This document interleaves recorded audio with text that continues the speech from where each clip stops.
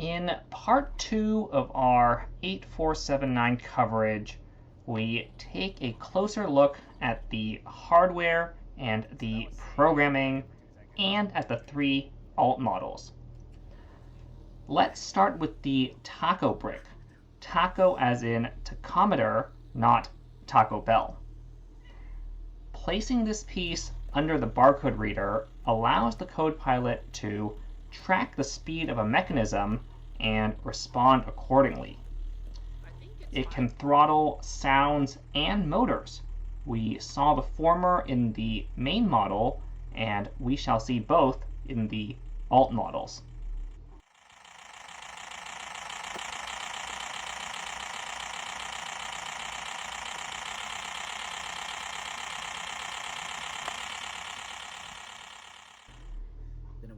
The CodePilot itself has another input I didn't mention before. 2 buttons that can run the motor forward and backward. These also let us record programs manually, as with older sets like Record and Play and Control Center. We can even record actions in response to sensor hits by touching a sensor before recording. That brings us to the actual programming. CodePilot routines consist of a sequence of actions that run until interrupted by other sequences attached to a sensor input. The set actually provides an excellent mechanism to demo this functionality. A set of keyboard codes on the back of the barcode sheet. We can record a sequence of notes, and the brick will play them sequentially, forming a tune. The actions on the front of the barcode sheet also have modifiers.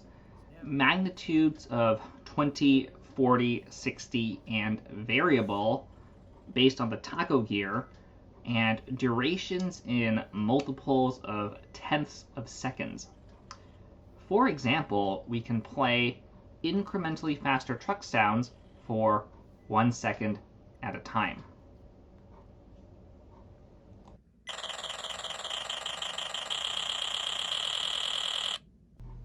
As with the manual recording, we can also trigger actions with sensors, both on press and on release. For example, we can scan a truck sound on press and no sound on release, with nothing running on the main loop. This will effectively play the sound only with the sensor depressed.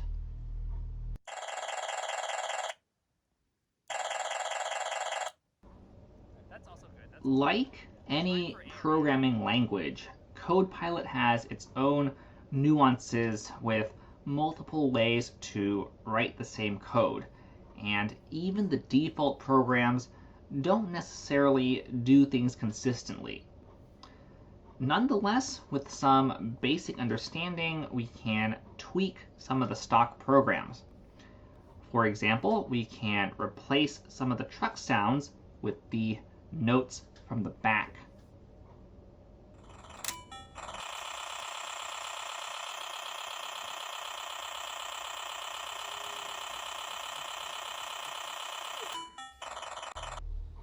Now we can look at the alt models from the biggest to the smallest. The largest one, the satellite truck, actually has more construction quirks than the main model, starting with some of the assembly order. Rather than build a mechanism on a layer of plates, it builds a mechanism and adds the layer of plates underneath. It also has a step to align the 2 steering racks, and the completed model also has a number of suspect geometries, from the trim on the tractor to the radar on the trailer. This build actually has a pretty strong feature set for an alt model. It drives, makes variable sounds, steers with 4 wheels, turns the steering wheel, operates the hitch, rotates the satellite dish, and deploys a trailer stand. We can still use the motor for the hitch or for driving, and the latter actually works better than on the main model, probably due to less load. Still, the lack of any suspension, real or faux, makes the vehicle very likely to high center. The hitch raises or lowers to connect or disconnect the trailer. When the trailer rests on its stand, a linkage ratchets the wheels such that they can't roll back. Reversing the tractor into the trailer subsequently triggers a sensor that raises the towing arm. Hitting the sensor again, or the one on the cab, reverses the mechanism. Strangely, the hitch has an internal hinge, even though the trailer can already pivot in the fork. It usually doesn't move much due to friction and the low weight of the trailer, but it can, and that makes it weird. The satellite truck program actually differs significantly from the main model program. Whereas the latter runs back and forth every cycle, the former only runs one way. It works because the code apparently needs to run through both sensor actions, raising and lowering, before repeating. It won't rise on the first touch and then rise again on the second. The code also needs to call taco and sound after every block in order to ensure that sound plays regardless of the state of the hitch. Let's move on to the next alt model, the crash buggy.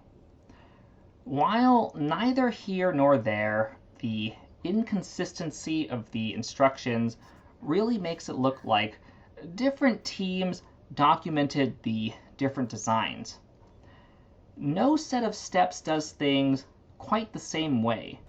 For example, this model shows exactly where to install an axle and a cam, but the main model doesn't seem to warrant the same treatment for the same assembly. Separately, I do like that the alt models reuse stickered parts from the main model.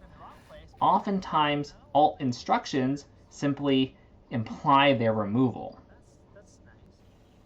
The crash buggy works like a smart version of a rock stupid rover.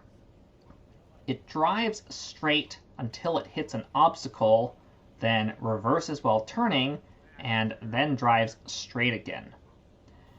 A differential in the drivetrain activates the steering before moving.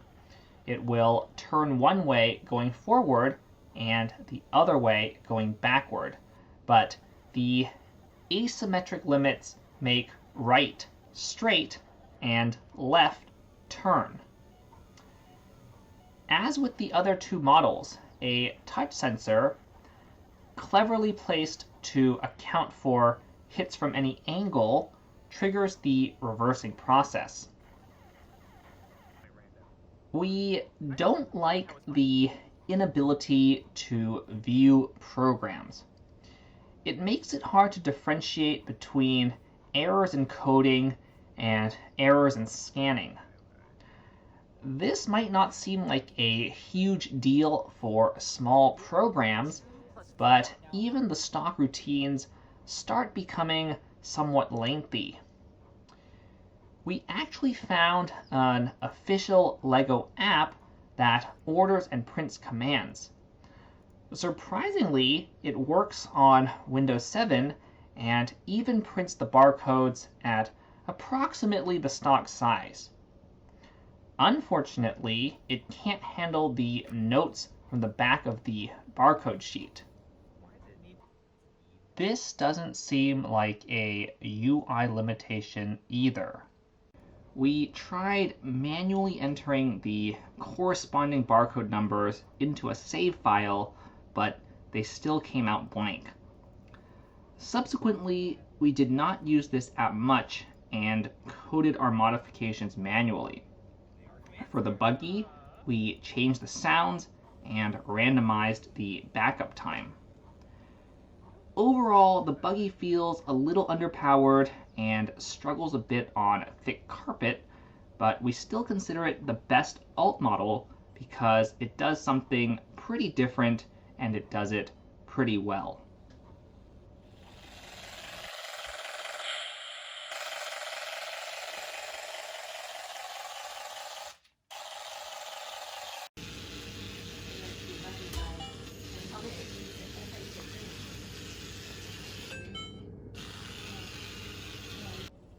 The smallest alt, the walker, probably has the most unique concept with the weakest implementation.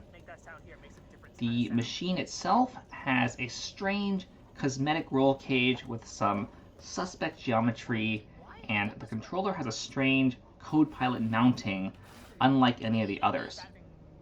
We have to manually align the cranks for the legs, and they still don't sync that well due to slop in the drivetrain. We also used a longer tether and added a hanger to prevent it from tangling the legs. This model demonstrates a very specific mechanic. Spin the control wheel faster and the walker moves faster. It uses a sensor to reverse, since the CodePilot can only determine the speed, not the direction, of the taco brick. Unfortunately, we don't actually get much throttle control since the drivetrain doesn't have enough reduction to run the walker at very low power, something we feel they could have fixed easily. We can also confuse the electronics by overspeeding the taco brick, which causes the model to stop. Many of the sounds in this set are pretty annoying, to the point that we mostly modified programs to use different sounds. Still, these alt models seem pretty good on the whole, much better than 8860, though not quite as good as 8082. Everything also worked, regardless of how well or how badly. If this were a Mindstorm set, we'd actually build these models in reverse, smallest to largest, least complex to most complex. On that note, this is the end of the video. Please subscribe if you like what we do, and have a nice day.